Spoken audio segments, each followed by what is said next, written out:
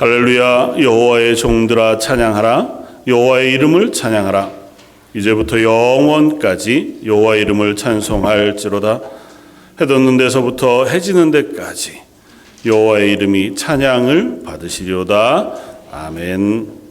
온 세상 모든 만물의 주인이시며 연약하지만 하나님을 향하여 서는 모든 성도들의 예배를 받으시는 하나님, 주를 찾는 모든 자들에게 선하신 하나님, 오늘 예배하는 저희들에게 임재해 주시고 말씀해 주시며 은혜의 풍성한 것으로 덧입혀 주옵소서. 하나님을 사모하며 나왔사오니 저희들의 찬양과 예배를 받으실 뿐 아니라 하나님을 사모하는 심령 가운데에 은혜의 풍성한 것으로 하나님의 선함으로 인자하심으로 채워 주옵소서. 온 예배 모든 고백을 예배 주인이신 하나님께 올려드리오며 오늘 말씀 예수님 이름으로 기도드립니다. 아멘. 전능하사 천지를 만드신 하나님 아버지를 내가 믿사오며 교회 아들 우리 주 예수 그리스도를 믿사오니 이는 성령으로 잉태하사 동정녀 마리아에게 나시고 본디오 빌라도에게 고난을 받으사 십자가에 못 박혀 죽으시고 장사한 지 사흘 만에 죽은 자 가운데서 다시 살아나시며 하늘에 오르사 전능하신 하나님 우편에 앉아 계시다가 저희로서 산 자와 죽은 자를 심판하러 오시리라. 성령을 믿사오며 거룩한 공회와 성도가 서로 교통하는 것과 죄를 사하여 주시는 것과 몸이 다시 사는 것과 영원히 사는 것을 믿사옵나이다. 아멘. 찬송가 26장을 함께 찬양하시겠습니다.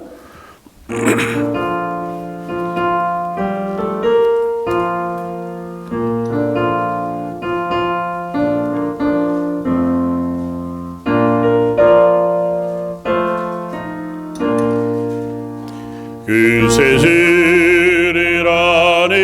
이들 찬송하고 찬송하세. 마음과 뜻과 힘 다하여 경배드리세. 죄를 알지 못한 이들 죄가 그의 피로 구속하니 찬송 부르세. 약한 사람도 힘받아 시험 중에 참게 되니 모든 죄를 이기림은 믿음 진리 되신 우리 주는 영원토록 변함없네. 성도들아 죄를 믿어 길이 섬기세.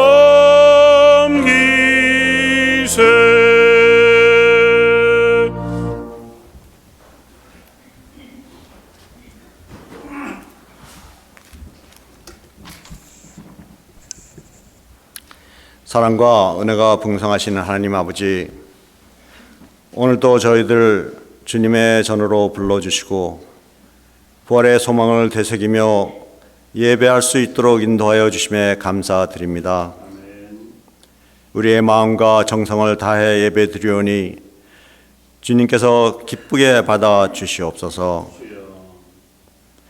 전쟁과 갈등, 분열과 아픔이 가득한 우리의 마음을 흔들고 불안하게 하고 있지만 지금 이 시간은 오직 주님만을 바라보며 예배하게 하여 주시옵소서.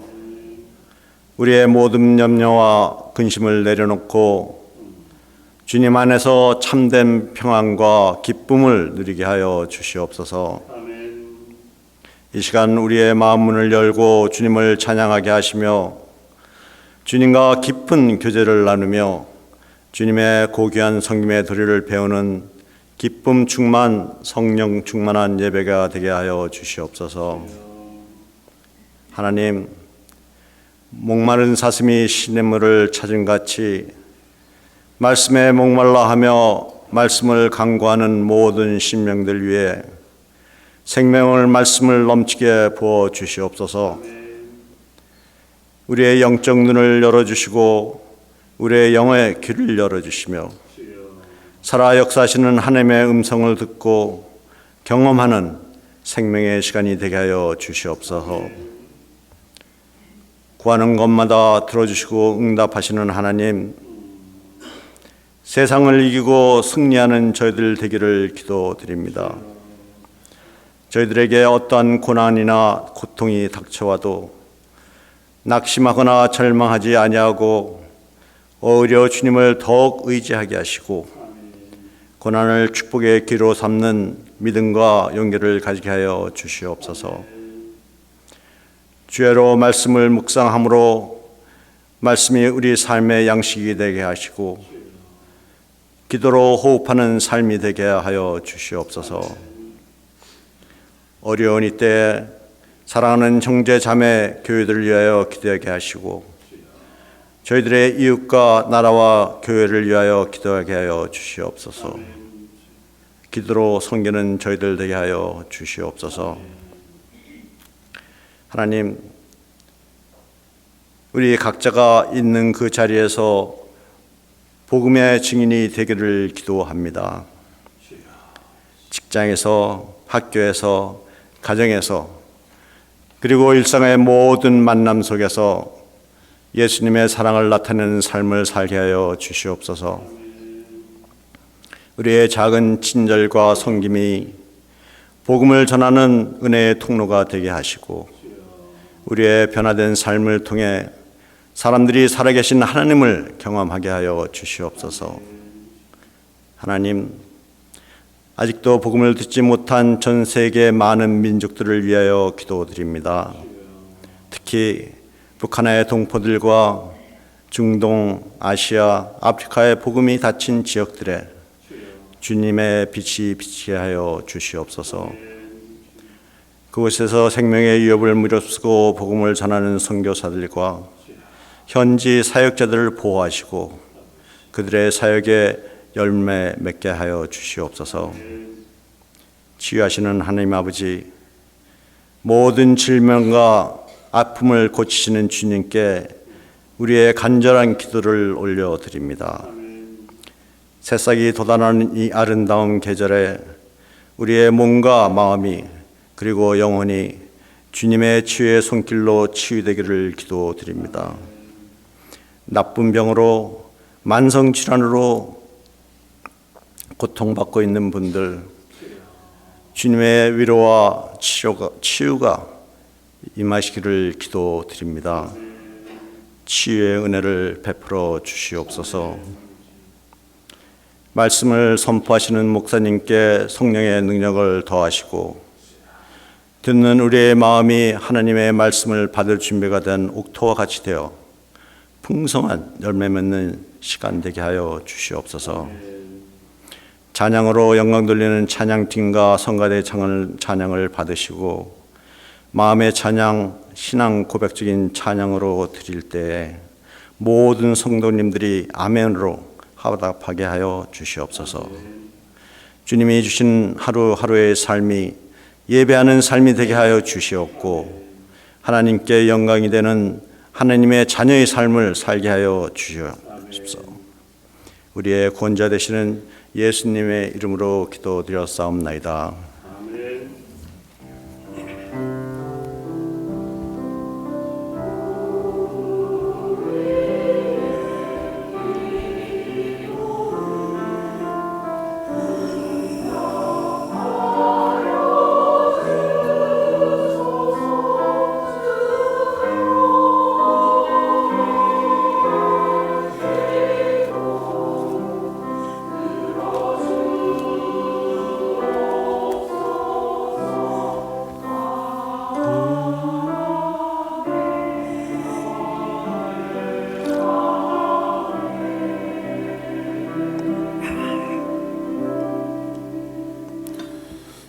찬송가 272장을 함께 찬양하시겠습니다.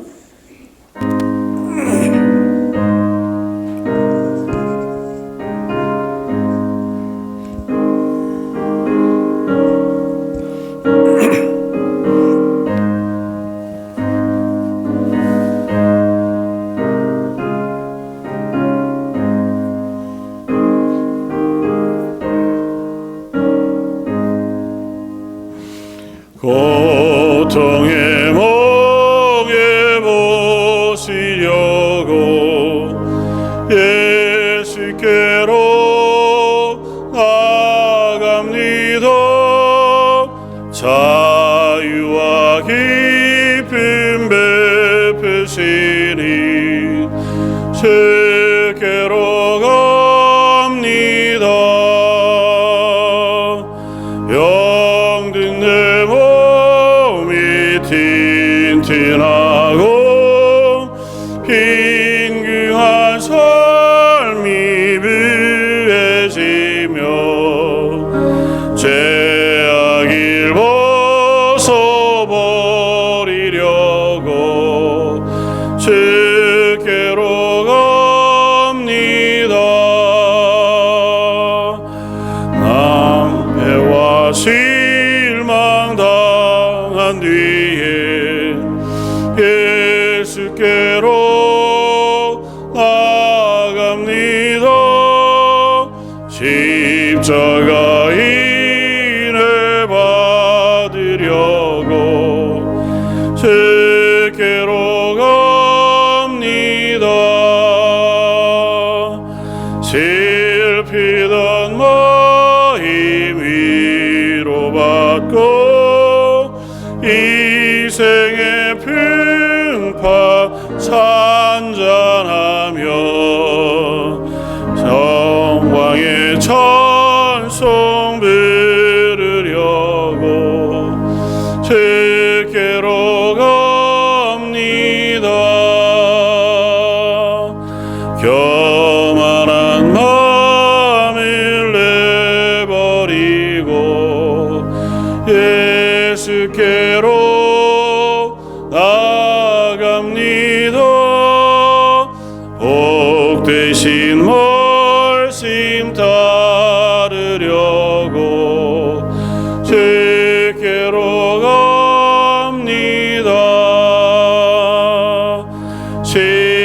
실망하리 몸 힘을 얻고 예수의 크신 사랑받아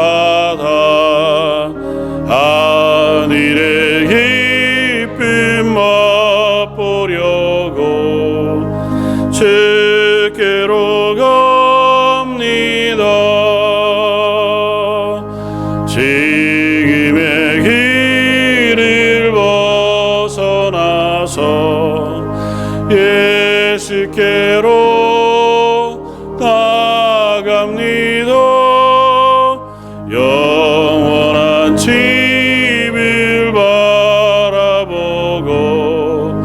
주께로 갑니다. 멸망의 포교에 나와 평화의 나라 다다라서 영광의 주를 배우려고 주께로 갑니다. 아멘.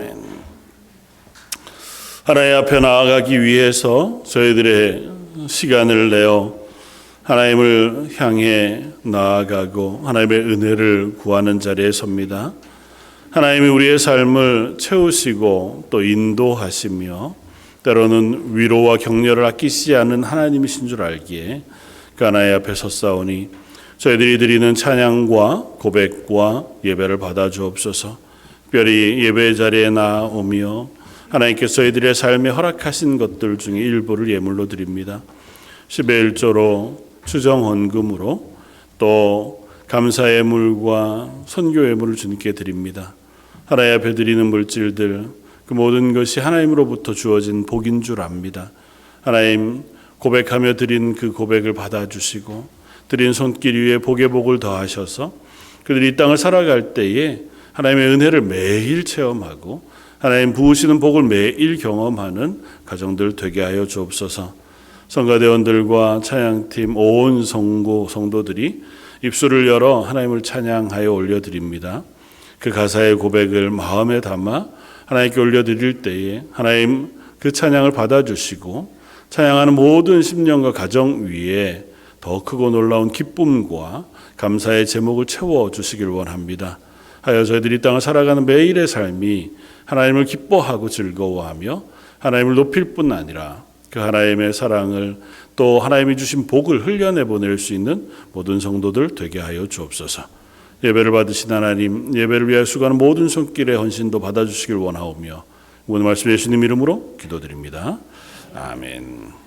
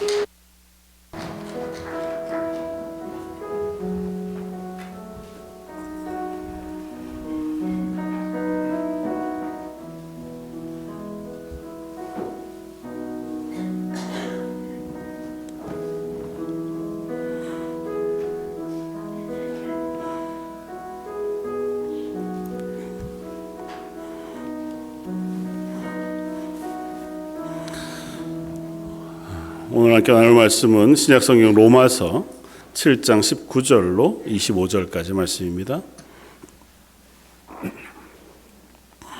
신약성경 248쪽에 있는 말씀.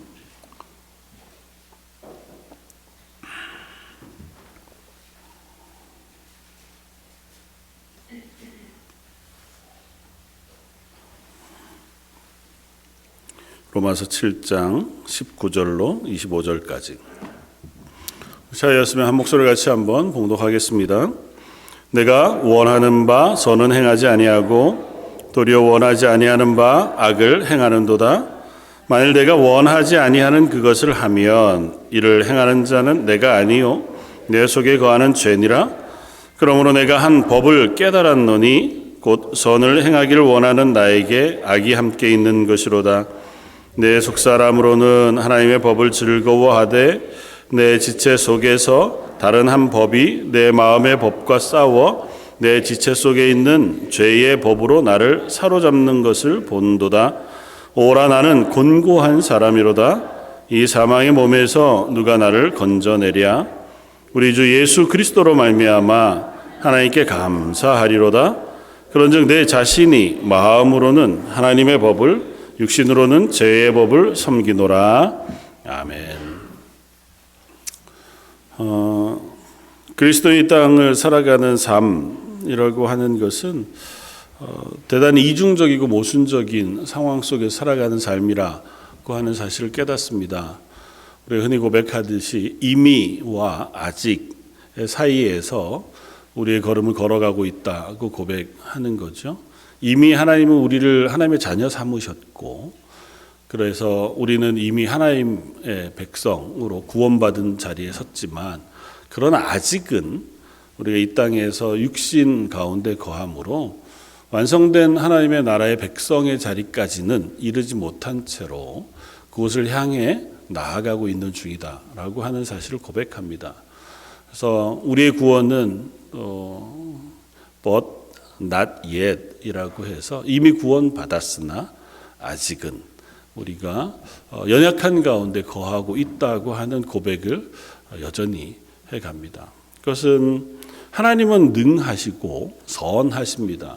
하나님이 하시는 구원에는 다른 변함이나 도전이나 실패나 혹은 계획의 수정 같은 것이 없으세요. 그걸 우리는 하나님은 진리시라고 선언하는 고백을 통해서 우리가 고백합니다. 그러니까 하나님은 거짓말을 하지 않으세요. 거짓말을 하지 않으시는 이유는 하나님은 능력이 있으시기 때문에 그렇습니다. 그러니까 하나님은 온 세상을 창조하시고 다스리시고 심판하시는 하나님이시기 때문에 하나님은 굳이 하나님이 말씀하신 것이 다른 힘에 의해서 바뀌어지거나 혹은 누군가가 도전한다고 해서 멈추어지거나 혹은 하나님께서 가지고 계셨던 계획을 우리들 때문이건 무엇 때문이건 이제는 하지 않겠다고 포기하시거나 하시지 않으세요. 하나님은 시간과 공간을 초월해 계신 전능하신 하나님이시니까 하나님은 말씀하시면 그대로 이루어지는 그와 같은 전능하신 하나님이세요. 그러니까 성경은 그 이야기를 창세기 1장에서 우리에게 들려주잖아요. 하나님 말씀하시니 그대로 되니라. 빛이 있으라 말씀하시니 빛이 있었고. 그러니까 하나님의 말씀은 그냥 우리가 말하고 또 우리가 서로 소통하는 의미에서의 언어의 개념이 아니고 하나님의 뜻과 계획이자 하나님의 능력의 실천이시기도 해요. 그래서 하나님은 언약의 하나님이란 표현을 쓰잖아요. 하나님은 언약, 약속하시면 그건 약속에서 끝나는 것이 아니고 하나님의 약속은 반드시 이루어집니다. 그것이 우리의 구원을 향해서도 동일하거든요. 우리가 예수 그리스도를 믿고 예수님이 나의 죄를 위해서 십자가에 죽으셨다는 사실을 믿음으로 하나님께 고백하면 하나님은 우리의 믿음의 고백을 받으시고 우리를 하나님의 자녀로 인정해 주신단 말이죠. 그게 칭의, 우리를 의롭다고 인정해 주세요. 그러면 그 순간 하나님이 우리를 의롭다 인정해 주시고 구원하시는 건 끝이 나요. 하나님은 그 말씀을 바꾸시지 않거든요. 구약에서 우리 그 예들을 명확하게 압니다. 우리의 시간과 하나님의 시간이 다르다는 것 때문에 우리는 고민은 하지만 그 하나님은 그것에 있어서 변하심이 없으세요. 하나님이 아브라함을 부르셨을 때에 아브라함이 하나님을 알지 못할 때에 부르십니다. 갈대아 우르에 있을 때에 아브라함의 아버지는 우상을 만드는 사람이었고 그 집에 살고 있던 아브라함을 부르세요. 부르시면서 너는 내가 지시할 땅으로 가라. 본토 친척 아비집 여기 갈대아우를 떠나서 내가 내게 지시할 땅으로 가라고 명령하시면서 뭐라고 약속하세요? 내가 너를 복이 되게 하겠다고 선언하세요. 그러면서 어떤 약속을 하십니까? 너의 자손을 하늘에 있는 별과 바다에 있는 모래와 같이 많게 하시겠다는 거예요. 네 이름을 창대하게 하시겠다는 거고 너로 인하여 모든 민족이 복을 얻게 하시겠다고 약속하세요. 근데 문제는 그 하나님의 입장에서는 뭐 너무도 당연하고 너무도 완벽한 약속이지만 우리의 입장에서는 대단히 오랜 시간이 걸려가면서 지나가는 동안은 때로는 고민하고 때로는 걱정할 만한 상황 속에 놓여집니다. 부름을 받고 100살이 될 때까지 우리가 잘 아는 것처럼 아브라함은 아들이 없었습니다. 아니 하늘의 별, 바다의 모래는 고사하고 한 12명이라도 아니면 5명이라도 아들이 생기고 자손이 생겨야 뭔 가능성이라도 있죠. 근데 아브라함 입장에서 보면 그 가능성조차 없는 상태로 지금까지 지나온단 말이죠. 하나님의 약속은 변함이 없습니다. 말씀하셨으니 이루실 거예요. 근데 우리는 이게 어떤 방식으로 진행될런지 정말 어떻게 하실 건지 갈등하면서 고민하면서 그 시간을 지나게 됩니다. 그럼에도 불구하고 성경에 뭐라고 씁니까? 아브라함이 이것을 믿으니 하나님이 이를 의로 여기셨더라고 써요. 하나님은 아브라함은 이게 어떤 방식으로 이루어질지 몰라요. 또 어떻게 완성하실지도 아직은 너무 멀어서 나중에 아들 하나 얻고도 그게 너무 큰 기쁨이긴 하지만 그때조차도 하나님의 약속이 어떻게 이루어질지 모릅니다. 그러나 하나님이 말씀하셨으니 나는 이것을 믿습니다 라고 하나님을 믿으니 그 믿음을 근거로 아브라함을 의롭다고 인정해 주세요. 저와 여러분들의 믿음도 같은 믿음입니다. 이 땅을 살아가는 동안 우리는 하나님의 약속을 믿어요. 예수 그리스도의 십자가의 그 죽으심이 나를 위한 죄사함의 죽으심인 것을 믿는 믿음을 하나님이 의로 여기시겠다는 거예요. 그 과정이 어떤지 그 역학관계가 어떻게 나에게 적용되는지 우리가 다 알기가 어렵습니다. 그리고 그것을 우리가 내 삶 속에서 확인하기도 참 쉽지 않아요. 왜냐하면 여전히 우리는 육신을 입고 이 땅을 살아가고 있거든요. 그러니까 여전히 나한테 아들이 하나도 없는 채로 내 자식이 하늘의 별과 같이 많아지기를 기대하는 마음으로 살아가는 그 자리에 서 있는 걸음을 걷고 있는 거예요. 하나님 나를 의롭다고 여기시고 하나님의 자녀가 되게 하시고 하나님의 구원의 그 자리에 나를 불러 놓으셨다고 말씀하시는데도 불구하고 나는 여전히 이 땅에서 때로는 유혹받고 때로는 시험받고 때로는 도전받고 심지어 내 속에 있는 죄의 속성 때문에 스스로 실패하고 범죄하면서 이 걸음을 걸어가니까 가끔은 고민이 생기죠. 정말 내가 제대로 믿는 게 맞나? 나는 정말 하나님 앞에서 그 구원의 은혜 가운데 서 있는 게 맞는 걸까? 내가 지금 바로 가고 있는 게 맞는 걸까? 오늘 사도 바울이 로마서 7장에 고백을 하고 있는 고백을 들어보면 아마 가장 고민이 많이 될 만한 말씀을 묵상하다 보면 그런 본문이 아닐까 싶어요. 24절에 고백하고 있는 것처럼 오호라 나는 곤고한 사람이로다. 이 사망의 몸에서 누가 나를 건져내랴. 그 고백하는 이 사도 바울의 고백을 들어보면 사도 바울이 어떻게 이런 이야기를 할 수 있지? 그런 생각이 들어요. 사도 바울이 로마서를 쓸 때는 이미 사도로서의 삶을 꽤 살았던 때였습니다. 사도로 부르심을 받은 첫 자리가 아니고요.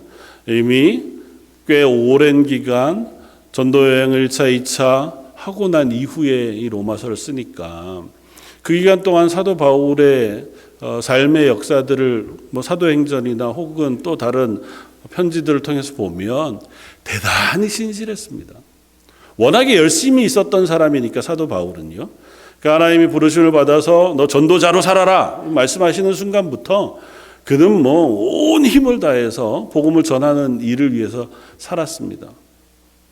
하나님께서 만나시고 예수님이 만나시고 나서 처음 눈을 뜨자마자 다메섹 그 성에서부터 전도하기 시작했잖아요.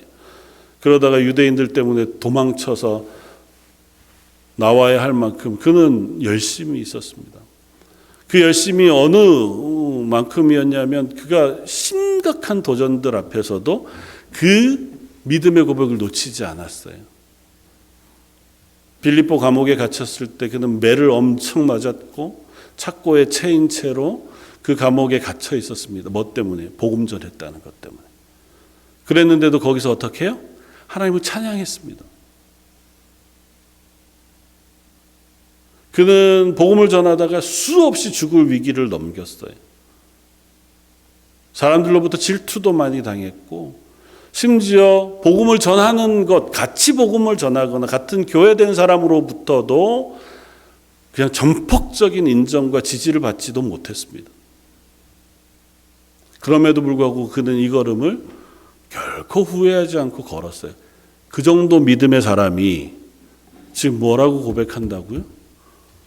오호라 나는 곤고한 사람이로다. 심지어 뭐라고 고백합니까? 21절에 그러므로 내가 한 법을 깨달았노니 곧 선을 행하기를 원하는 나에게 악이 함께 있는 것이라.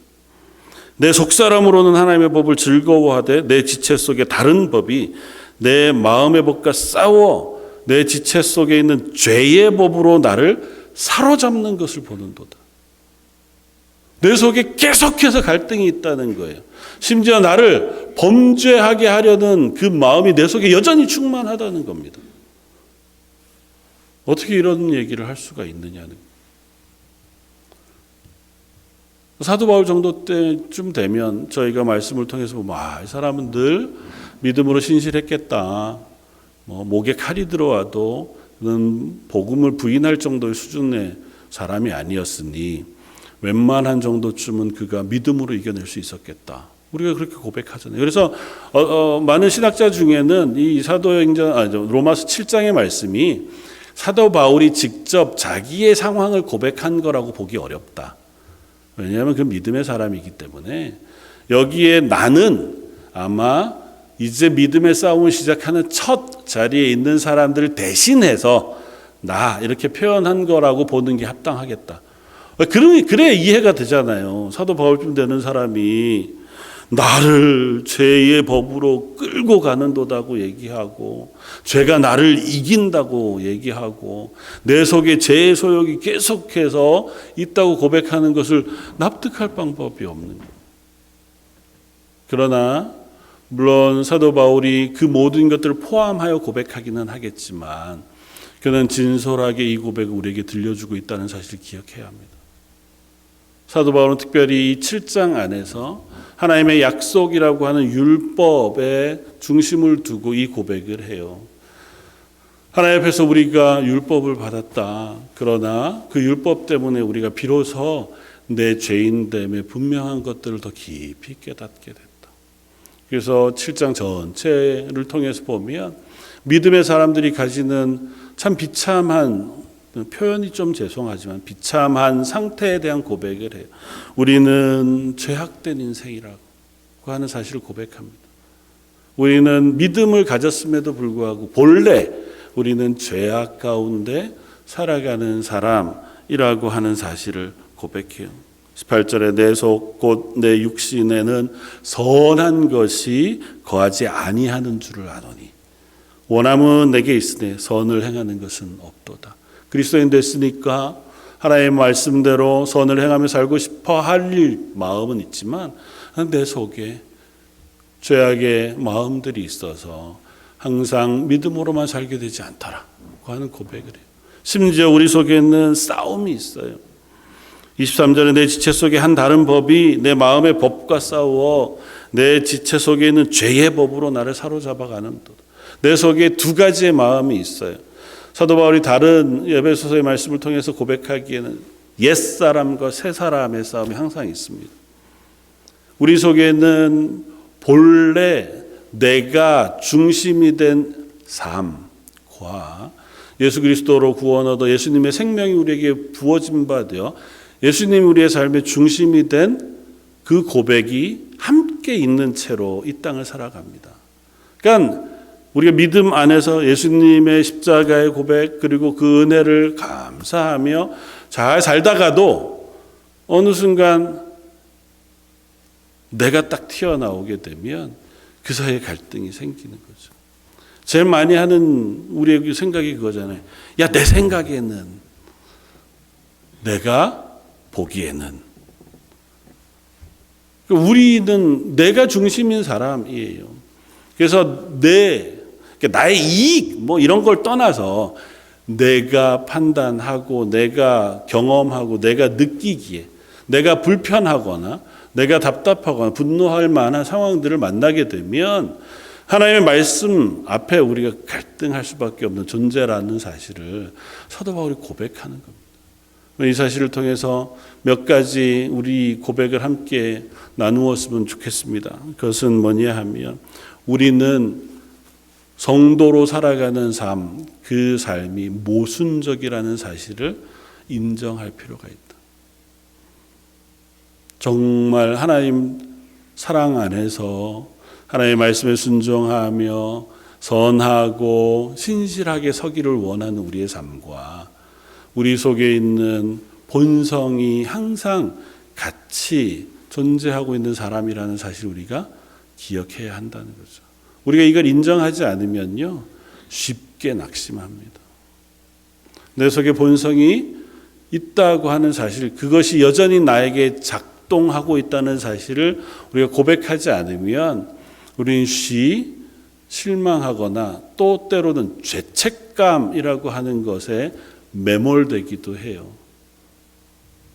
우리는 사실은 그 두 가지의 싸움 속에 여전히 살아가는 사람입니다. 사도 바울의 싸움은 어쩌면 이토록 심각하지 않을지 몰라요. 모르죠. 그의 신앙의 수준이 얼마나 성화되어져 갔는지 모르지만 믿음의 첫 자리부터 우리는 기대하기는 시간이 지나가면 갈수록 우리 속에 옛사람은 점점 약해져 가고 하나님의 새 사람이 내 속에 풍성한 자리를 차지하게 되기를 기대하잖아요. 그래서 기왕이면 이제 좀 신앙의 연륜이 자라가면 얼굴에서도 약간 좀 빛이 났으면 좋겠고 내 말도 좀 선하고 좀 부드럽고 풍성한 말들이 나갔으면 좋겠고 웬만한 거는 그냥 들어도 참아주고 이해해주고 또 그를 위해서 용납해주면서 또 중보해주고 기도해주고 이러면 좋겠잖아요. 근데 그게 잘 안 되잖아요. 그 존재라는 사실을 이해해야 합니다. 그 싸움은 우리 속에 늘 있을 수밖에 없다. 그 하는 사실을 왜냐하면 우리는 아직도 육체를 입고 있는 사람이기 때문에. 두 번째는 그 모순적인 존재임과 아울러서 우리 속에는 끊임없는 싸움이 있다는 사실을 또한 기억해야 합니다. 싸움이 있어야 하는 존재입니다. 내 속에 이 싸움이 없다는 얘기는 어쩌면 우리가 하나님의 말씀을 온전히 붙잡지 않는 것일 수도 있어요. 사도 바울이 왜 7장에 이와 같은 얘기를 계속하느냐 하면 사실은 앞쪽에 이미 우리는 하나님의 자녀가 되어 구약의 율법으로부터 자유함을 얻었다고 고백하거든요. 그럼에도 불구하고 우리한테 싸움이 있는 이유는 그 말씀이 있기 때문이라고 고백해요. 말씀이 없을 때는 하나님의 율법이 없을 때에는 사실은 내 뜻대로 내가 보기에 내 소견에 옳은 대로 살아가는 삶이면 됐어요. 근데 하나님께서 이스라엘 백성 너는 이제 내 백성 되었으니 너는 내가 내게 명하는 명령대로 살아가라고 경계를 주셨습니다. 그게 율법이잖아요. 근데 율법을 보면 아마 여러분들이 잘 읽어보시면 뭐 십계명 말씀만 보아도 알지만 사실은 어렵지 않아요. 불가능하지만 어렵지 않습니다. 대단히 하나님께서 우리가 실천하기 혹은 순종하기 불가능한 요구를 하지 않으세요. 하나님을 사랑하는 거야. 우리 하나님 사랑하는 고백이니까 그건 여러 가지로 넓어질 수 있긴 하지만 이웃을 사랑하는 고백에 대해서 우리 다 너무 단순하잖아요. 살인하지 말라는 겁니다. 그럼 살인 우리가 할 일이 없잖아요. 도둑질하지 말라는 겁니다. 거짓말하지 말라는 거고, 남의 것 탐내지 말라는 거고, 이 간음하지 말라는 거잖아요. 이웃의 다른 이성에게 마음을 두지 말라는 겁니다. 그거 사실 너무 당연한 거죠. 그냥 일상으로 사는 사람이라면 누구라도 그래야 할 사람. 그리고 그게 신명기에서 조금 더 확대돼서 설명해 주시는 것 역시 그렇게 어렵지 않아요. 타인을 조금만 배려하라는 겁니다. 혹시 네가 한 행동 때문에 타인이 다치거나 위험에 빠질 것 같으면 미연에 그것 좀 보호해 주라는 거예요. 집 지을 때 안전장치 잘 하라. 하나님 심지어 그런 말씀하세요. 그리고 니네 농사 지을 때 그냥 알뜰히 다 걷지 말고 조금 남겨둬라. 너희들 중에 가난한 사람이 있잖니. 와서 좀 주워 먹을 수 있게끔 해줘라. 되게 무리한 요구를 하시지 않는다고요. 너 돈 벌거든 반은 네가 쓰지만 반은 다 이웃에 나눠줘라. 이렇게 안 하셔요. 넌 일주일을 살면서 최소한 일주일에 이틀은 금식해야 된다. 이렇게 말씀도 안 하신다고. 그냥 일상을 살아가면서 그냥 할 수 있는 한 이웃을 생각하고 또 하나님 앞에서 정직하려고 노력하는 삶을 살아. 그게 하나님 주신 말씀의 경계예요. 그게 우리 가운데 딱 있으면 그다음부터 우리 삶에 도전이 일어납니다. 왜냐하면 그것도 우리에게는 때로는 어려운 시험이 되거든요. 심지어 예수님이 산상수훈에서 그것을 해석하여 말씀하신 것까지 따라가면 점점 더 어려워집니다. 야, 살인하지 말라 그랬지만 살인은 사람의 생명을 끊는 것만이 아니고 내 이웃더러 야 바보야 이렇게 욕하는 거는 이미 살인하는 거야. 그러니까 이웃을 미워하지 말아라. 분노하여 이웃에게 함부로 욕하지 말라고 말씀하세요. 그렇게 얘기하시면 좀 어려운데요. 우리 이제 그렇게 되죠. 우리 사실은 쉽게 분노하잖아요. 뭐 운전하실 때 한 번쯤 욕 안 해보신 분 없을 거 아니에요. 우리가 가다 보면 나도 모르게 우리 속에 있는 분노들이 일어날 수 있습니다. 때로는 거짓말 우리가 일부러 잘 안 하려고는 하죠. 그러나 가끔은 이 정도쯤은 양해가 돼야지. 요즘 세상 살아가는데 이 정도쯤은 어쩔 수 없이 하는 거지. 때로는 고의적이지 않지만 나 스스로를 조금 속여서 우리가 그것이 내 삶에 편안을 유익을 주게 될 때도 없지 않습니다. 그러다 보면 우리가 어떻게 걸려요? 하나님의 말씀이 걸려요. 이거는 안 되는 건가? 그리스도인이기 때문에 이 갈등이 있다는 사실을 기억하십시오. 율법은 그래서 주신 거라고 말씀하세요. 율법이 있기 때문에 우리가 죄인인 것을 깨닫게 하시는 거라고. 그래서 세 번째 우리는 어디로 나아가냐 하면 하나님의 은혜를 구하는 자리로 나아가게 된다는 겁니다. 사도 바울의 이 고백은 절망적이다. 난 왜 이렇지? 나는 참 억울하다. 아니면 나는 참 곤고한 사람이다. 인생 이렇게 살았는데도 사느니 고생밖에 없구나. 힘들다. 이 얘기가 아니에요. 그런 인생이므로 내가 하나님을 바라볼 수밖에 없습니다. 라고 고백하는 거예요. 그래서 24절, 25절에 이렇게 연결이 되잖아요. 오라 나는 곤고한 사람이로다.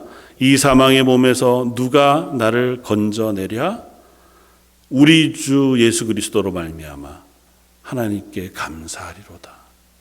대단히 극적인 반전이에요. 사실 이렇게 연결될 수가 없어요. 앞에 7장 내도록 나는 곤고하고 내 속에는 싸움이 있고 그 싸움에 자꾸 지기도 하고 그것 때문에 내가 죄에 끌려가는 것 같고 이 고백을 실컷 하다가 갑자기요 우리 주 예수 그리스도께 감사하리로다 그렇게 고백한다고요. 그게 그리스도인의 고백입니다. 우리가 이 땅을 살아가는 동안 끊임없는 싸움이 있지만 그 싸움을 싸우다가 번뜩 우리는 뭘 바라본다고요? 예수님의 십자가를 바라보는 겁니다. 그렇지. 그래서 이런 나 때문에 예수님이 십자가에 달려 죽으셨지. 그래서 그 십자가를 붙들고 하나님께 기도하는 거죠. 하나님, 여전히 제 싸움이 연약한 채로 있습니다. 하나님, 저를 긍휼히 여겨주십시오. 오늘 제가 말씀의 제목을 나는 죽어야 합니다라고 하는 제목으로 잡았는데 그렇게 기도하는 거죠. 하나님, 내 자아가 십자가 앞에 죽기를 원합니다. 사실은 이게 얼마나 힘겨운 그리고 어려운 기도인지 몰라요. 우리는 내가 죽는 것, 그게 내가 스스로 인정하거나 혹은 기대할 수 없는 거거든요. 그때 성경 분명히 얘기합니다. 옛사람, 내가 죽어야 그 자리에 새 사람, 예수 그리스도의 생명이 자리할 수 있다고 고백. 우리 속에 옛사람이 남아있는 한 우리는 끊임없이 이 싸움 속에서 자주 넘어지고 자주 실패합니다. 심지어 선을 행하다가도 낙심해요. 하나님 앞에서 열심을 다하다가도 넘어질 수 있습니다. 내가 여전히 살아있고 내가 여전히 내 삶의 주인인 순간 우리는 그것 때문에 자꾸 스스로도 넘어지고 남도 넘어지게 합니다. 기왕이면 참 어려운 고백이지만 하나님 앞에 늘 기도하면서 하나님, 제 속에 있는 옛사람, 내 자아를 죽여주시길 원합니다. 기도할 수 있는 용기가 저 여러분들에게 있었으면 좋겠습니다. 특별히 하나님의 말씀을 묵상하면서 하나님, 제가 이 말씀대로 살아가는 것이 참 어렵습니다. 하나님, 이 말씀에 순종하고 싶은데 잘 되지 않습니다. 그냥 아주 단순한 것조차도 잘 안 되잖아요. 내 부모를 공경하라. 그것만 해도 얼마나 어려운지요.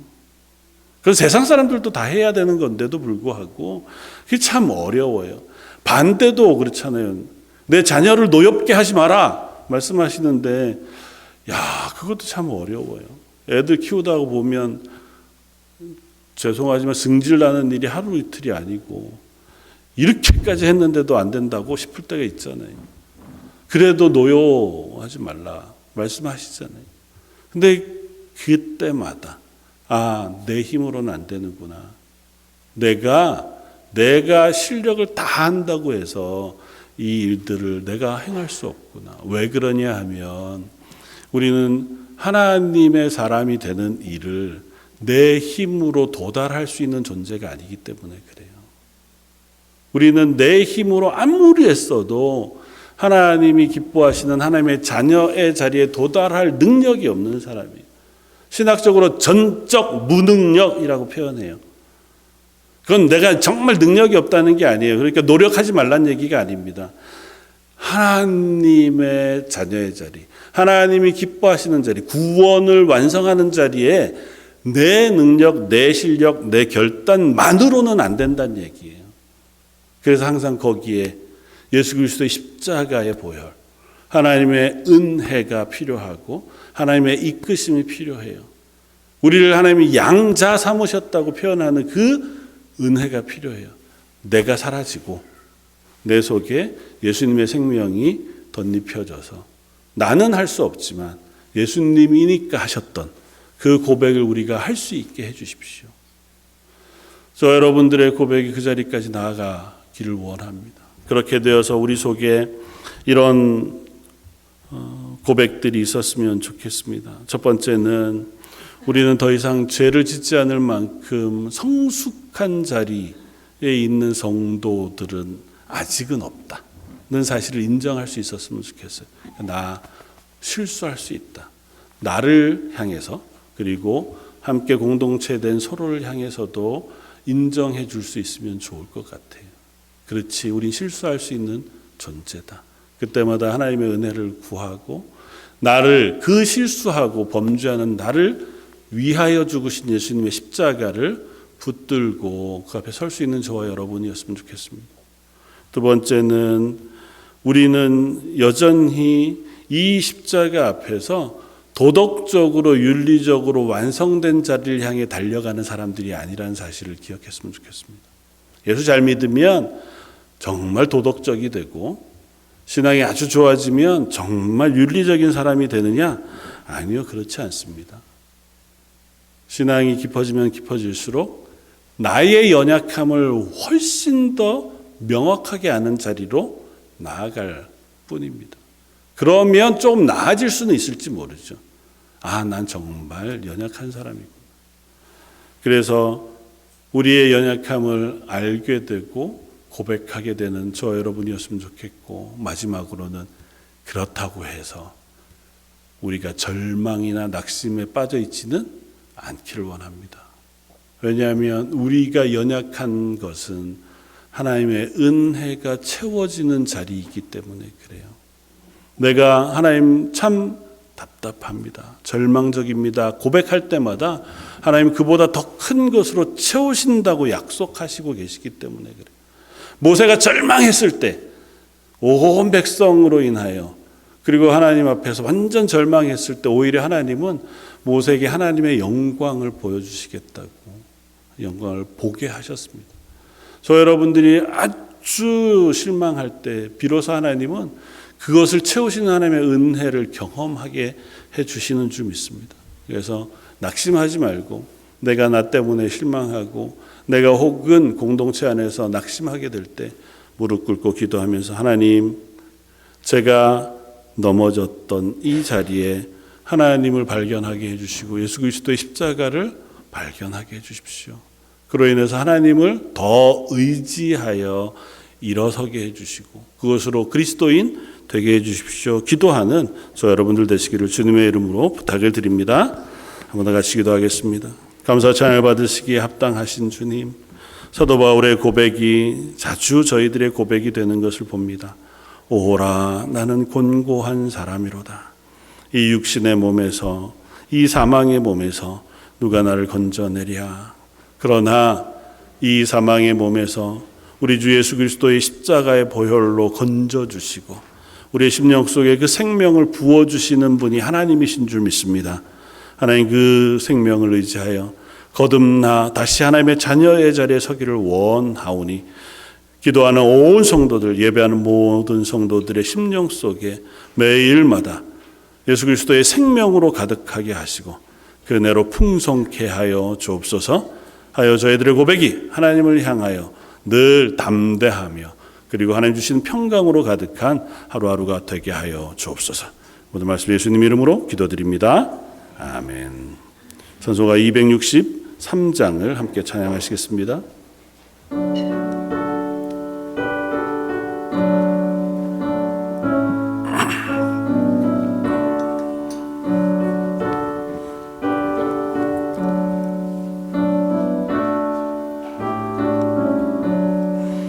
이 세상 험하고 나 비록 약하나 늘 기도 힘쓰며 긴 권능 얻겠네. 죄의 은혜로 대속받아서 피와 같이 붉은 죄 님같이 이겠네. 주님의 권능은 한없이 기오니 돌같은 내 마음 건너겨 주소서.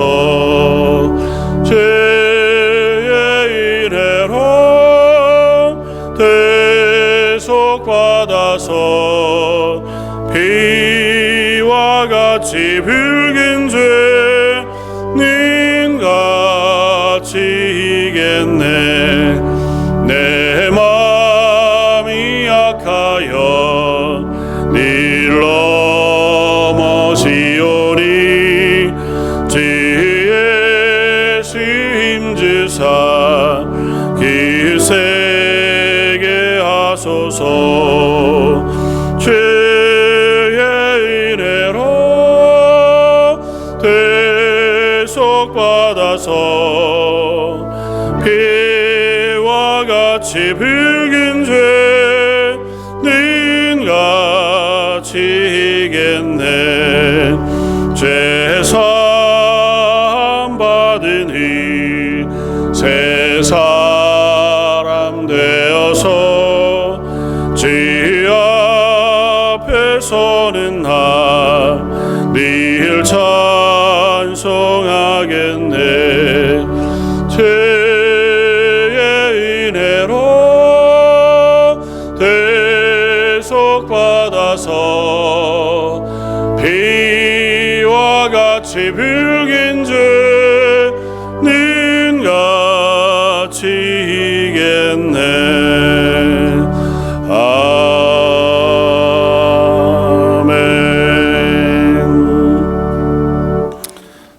교회 소식 광고 주보를 참고해 주시면 좋겠습니다. 오늘 광고하기 전에 저희 교회에 등록해 주신 분이 있습니다. 이정아 성도님 한번 자리에 잠깐 일어나 주시겠습니다. 박수로 환영하겠습니다. 자리에 앉아 주십시오. 우리 백성민 성도님께서 한번 인도해 주셨는데요. 한국에서 오신 지 이제 2달 정도 되신 것 같고요. 펜션에서 지금 공부하고 계시고 두 따님과 함께 오셨습니다. 그래서 잘 와서 생활하시는데 정착도 잘 하시고 또 어려움 없을 수 있도록 위해서 기도해 주시고 잘 도와주시면 좋을 것 같습니다. 교회 소식, 어제 봄맞이 교회 대청소를 했는데요.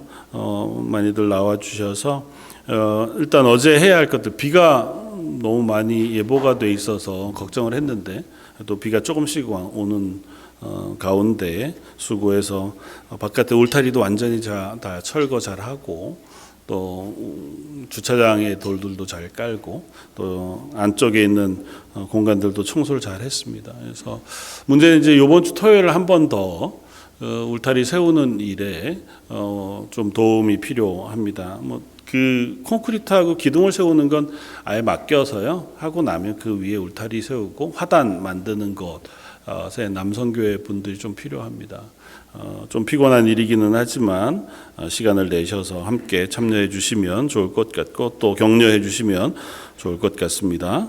4월 말로 예정되어 있던 새가족 환영회는 5월 30일 토요일로 새가족부에서 결정해서 옮겼습니다. 이게 기억해 주시고 특별히 교회 새로 오신 가정들 위해서 기도해 주시고 관심 가져 주시고 교제해 주시기를 부탁을 드립니다.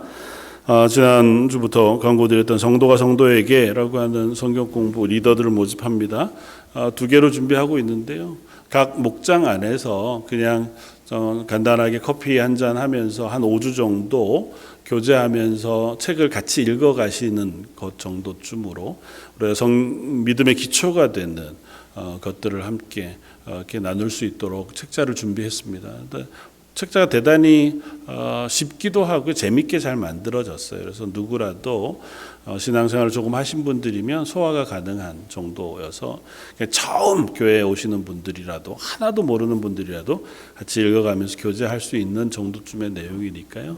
목자들이 추천하시거나 혹은 신청하셔서 함께 지원을 해주시면 다음 주에 한번 모여서 제가 책자들을 나눠드리고 또 함께 모임을 어떻게 할 것인지 공부하는 것들 함께 나누도록 하겠습니다. 그 외에도 조금 깊이 그것보다는 좀 더 깊이 있게 공부할 책들도 제가 좀 준비를 했어요. 그래서 다음 주에 모이시면 대상에 따라서 한번 의논을 해보려고 합니다. 그러니까 기억하셔서 한번 같이 신앙을 조금 더 깊이 알아가는 자리에 관심을 가져주시면 좋을 것 같습니다. 오늘 2부 예배 후에 울타리 작업 위해서 잠깐 우리 봉사부 관리부 남성교회장들 모여서 의논을 좀 하면 좋을 것 같습니다. 어떻게 시간을 내어서 진행해야 될지